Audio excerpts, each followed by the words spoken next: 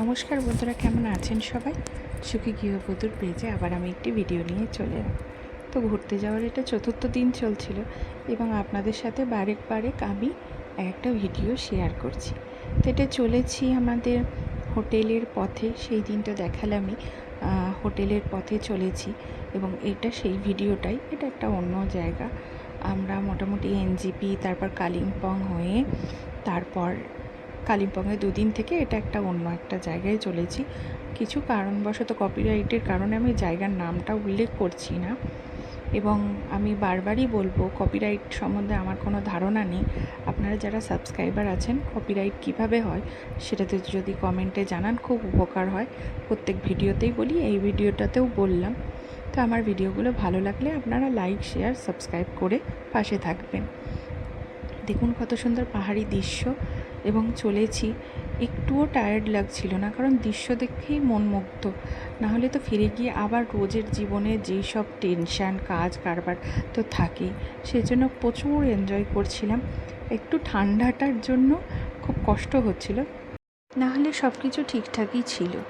ঠান্ডাটা একটু বেশি, তো ঠান্ডার দেশে ঠান্ডা করবে, এটাই স্বাভাবিক। পাহাড়ে তো এমনি ঠান্ডাই হয়।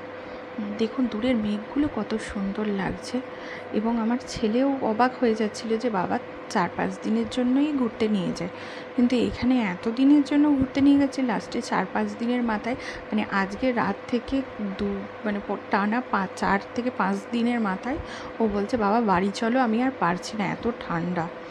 তো যাই হোক, বাচ্চাও ঘুরে খুব আনন্দ এবং ওর আনন্দ দেখে আমরাও খুব আনন্দিত। আমরা হোটেলের উদ্দেশ্যে চলেছি এবং দেখুন ডিস্টেন্স, প্রচুর ডিস্টেন্স। এক একটা পয়েন্ট মানে মোটামুটি 1.5 ঘন্টা 2 ঘন্টা গাড়িতে জার্নি করার পর, এমনও আছে 3.5 ঘন্টা 4 ঘন্টা জার্নি করার পর এক একটা স্পটে গেছি। আমরা এখানে পারমিট নিয়ে হোটেলে চেক ইন করে গেছিলাম এবং দেখুন এইটা একটা পুচকু লেজ নাড়ছে কীরকম ওপর থেকে। ওরাও বোঝে মানুষের ভালোবাসা। ওই হোটেলটাতে থেকে সেই দিন রাতে থেকে এবং তার পরের দিন সকালবেলার ব্রেকফাস্ট করে আমরা বেরিয়ে পড়েছিলাম অন্য একটা পয়েন্টের উদ্দেশ্যে। ঘুরতে যাওয়ার একটা চেক আউট করে গেছিলাম পরের দিন সকালে এবং এটা ছিল আর একটা সারপ্রাইজ আমার জন্য।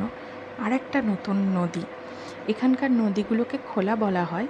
তো যেই নদীটার উদ্দেশ্যে চলেছি, আরেকটুখানি যাই, তারপর আপনাদের সাথে শেয়ার করব ওই নদীটার কথা। এবং দেখুন এখানকার প্রাকৃতিক সৌন্দর্যটা কত, মানে গাছপালা ভর্তি এখানে, এত গাছপালা। আর যার কারণে মানে নেচার বিভাগটার জন্যই হয়তো এতটা ঠান্ডা। এবং আমরা চলেই যাচ্ছি এবং পাহাড়ও আমাদের সাথে চলছে, গাছপালাগুলোও আমাদের সাথে চলছে। একটা অসাধারণ দৃশ্য। আর ছেলে তো অবাক, এত সুন্দর পাহাড় পর্বত দেখে। মানে ও তো নিজের মনের ভাবটাকে প্রকাশই করতে পারছে। আসলে আমাদের মতন মধ্যবিত্ত ঘরের মানুষরা কী চায়? বাচ্চাদের আনন্দতেই আমাদের আনন্দ। একটা সারা বছরে একটা ঘুরতে যাওয়া মানেই আনন্দর ব্যাপার এবং সেই আনন্দটাকে সারা বছর আমরা মেমোরি হিসেবে রেখে দিই এবং মনে করতে থাকি এবং পরে আরেকটা বছর চলে আসে, তারপর ঘুরতে যাই আবার আরেকটা নতুন জায়গায়। কত সুন্দর পাহাড়ের কোলে আরেকটি পাহাড় দেখুন। আর এই পাহাড় কেটে রাস্তাগুলোও তো বানিয়েছে কীভাবে! টেকনোলজি এত উন্নত হয়ে গেছে যে পাহাড়ের মধ্যে থেকেও রাস্তা এবং রাস্তার মধ্যে দিয়ে গাড়ি যাচ্ছে। সত্যি ভাবলেও অবাক লাগে আমরা মানুষরা কতটা উন্নত হয়ে গেছি যে এখন কোনো জায়গাটাই আর দুর্গম রাস্তা বলে কিছু নেই। সব জায়গাতেই আমরা মানুষরা যেতে পারি। আকাশের মেঘটা দেখুন, সূর্যর সাথে আকাশের মেঘের লুকোচুরি খেলা চলছে। এটা অসাধারণ দৃশ্য যাকে বলে। আমি বারংবার আমার ভিডিওগুলোতে বলি, আমি একটু প্রকৃতির মধ্যে এবং প্রকৃতি জিনিসটা আমি একটু পছন্দ করি বলেই এই সব জায়গাগুলো ঘুরতে যাওয়ার জন্য চুজ করি। তো সেই কারণে আপনাদের সাথেও শেয়ার করা হয় এবং আমি ভিডিও করতে ভালোবাসি, আপনারা সবাই জানেন। আর ইউটিউব চ্যানেল মানেই তো ভিডিও, ঘুরতে যাওয়ার ভিডিও, খাওয়ার ভিডিও এবং বিভিন্ন রকম লাইফস্টাইলের ভিডিও। আমি বিশেষত ঘুরতে যাওয়ার ভিডিও, ফানি ভিডিও এবং খাওয়া দাওয়ার ভিডিও করতে বেশি ভালোবাসি।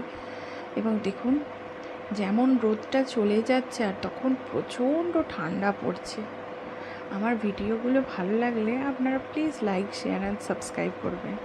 দেখুন এই সব পাহাড়ের মধ্যেও বাড়ি করে মানুষ আছে, ভাবতেই অবাক লাগে। আমরা সমতলেই হাঁপিয়ে উঠি, কিন্তু এনারা প্রচণ্ড কর্মঠ হন। এই দেখুন, একটা ঝর্ণা পেরিয়ে গেলাম আমরা। বিভিন্ন প্রাকৃতিক দৃশ্য এবং গাড়ির ভেতর আমরা 3 জনে আছি এবং আমাদের ড্রাইভার দাদাও আছেন। উনিও কথা বলছেন। উনি বেশ আমাদের সাথে ইয়ার্কি ঠাট্টাও করছিলেন। মনেই হচ্ছিল না যে নতুন মানুষ। আমরা মোটামুটি কাছাকাছি চলে এসেছি নদীটার। দেখুন, এটা হচ্ছে র্যাংপো নদী। ওনারা বলেন র্যাংপো খোলা, কিন্তু এটা হচ্ছে যে আমাদের বাঙালিদের ভাষায় র্যাংপো নদী। এটা হচ্ছে যে ব্রিজ, এবং এখানটা থেকে পায়ে হেঁটে নিচে নামতে হবে। রাস্তাটা প্রচণ্ড দুর্গম, কিন্তু বিশ্বাস করুন, ওই যে নদীটা দেখার লোভে ওই রাস্তাটা আমি হেঁটে যেতে রাজি আছি। এবং এটা পাহাড়ের ওপর দিয়ে, বিভিন্ন পাথরের ওপর দিয়ে জলটা যাচ্ছিলো বলে খানিকটা ঝর্ণা টাইপেরও লাগছিল, উঁচু থেকে নিচু, নিচু থেকে উঁচু। বেশ একটা সুন্দর মতন জায়গা, এবং এখানে কিছু আমি ভিডিও করেছিলাম। দেখুন, এইটা জলের আওয়াজটা এতটাই ছিল, আমি শর্টসেও ছাড়বো এবং ছেড়েওছি, হয়তো আপনারা যদি দেখেন তো দেখতে পাবেন। কিছু আমার শর্টসগুলো দেখলে বুঝতে পারবেন। এখানে কপিরাইটের ভয়ে আমি সাউন্ডগুলো দিই না, কারণ আমার মানে পার্টিকুলার জানা নেই কী কারণে কপিরাইট হয়। তো আপনারা কমেন্ট করলে খুবই উপকার হয়, কারোর যদি জানা থাকে। এই দেখুন, নিজেও একটু রিল করেছি, সেই রিলটাও আপনাদের ভিডিওতে ইনক্লুড করলাম আপনাদের সাথে। একটা খুব সুন্দর জায়গা। আমি প্রথমেই বলেছি, প্রকৃতির মধ্যে থাকতে আমি প্রচণ্ড ভালোবাসি, সেই কারণে নিজেকেও এক মুহূর্তে একটু ধরে নেওয়া। দেখুন কত সুন্দর নদীর জল। এটা হচ্ছে র্যাংপো খোলা। আমার ভিডিওগুলো ভালো লাগলে আপনারা লাইক, শেয়ার অ্যান্ড সাবস্ক্রাইব করবেন এবং আমাকে এগিয়ে যেতে সাহায্য করবেন। আপনারা সবাই ভালো থাকবেন এবং ভালো ভালো জায়গায় ঘুরবেন, ভালো ভালো খাবেন। একটাই তো জীবন, একটু আনন্দে কাটাতে পারি আমরা, তাই না? চলুন আজকে ভিডিওটা তাড়াতাড়ি শেষ করি। দেখা হবে খুব তাড়াতাড়ি আবার একটি নতুন ব্লগে। আজ আসি।